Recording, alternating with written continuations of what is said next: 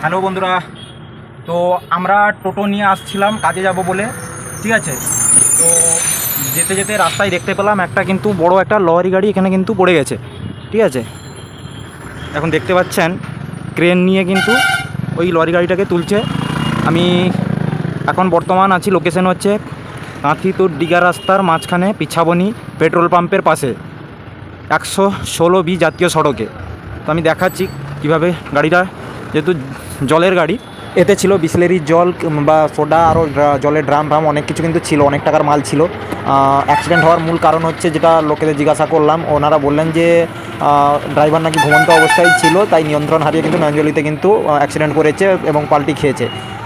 তো পাল্টি খাওয়ার সাথে সাথে কিন্তু ওটা কিন্তু ড্রাইভারদের কিছু খুঁজে পাওয়া যায়নি, এবং ড্রাইভারদের প্রায় গাড়িটা পড়ে আছে প্রায় ভোর 4টা থেকে। তো পাবলিকরা যখন সকালে রাস্তায় যাতায়াত করে তখন কিন্তু জানতে পায় যে অ্যাক্সিডেন্ট করেছে, তাই সবাই ছুটে এসে কিন্তু যখন দেখে ড্রাইভার নেই, ড্রাইভার পালিয়ে গেছে। একদম দুটো খাজা বাবার ক্রেন টানছে, এই দেখুন খাজা বাবার খাজা ফেটে গেছে।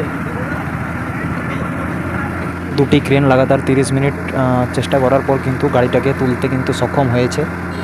অবশেষে গাড়িটি কিন্তু দুটি ক্রেন অবশেষে তুলতে পেরেছে।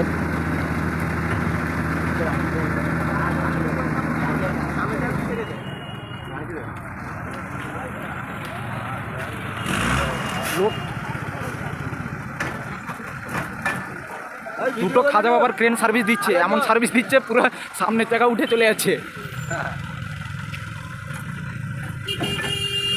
সুপারম্যান আসছে।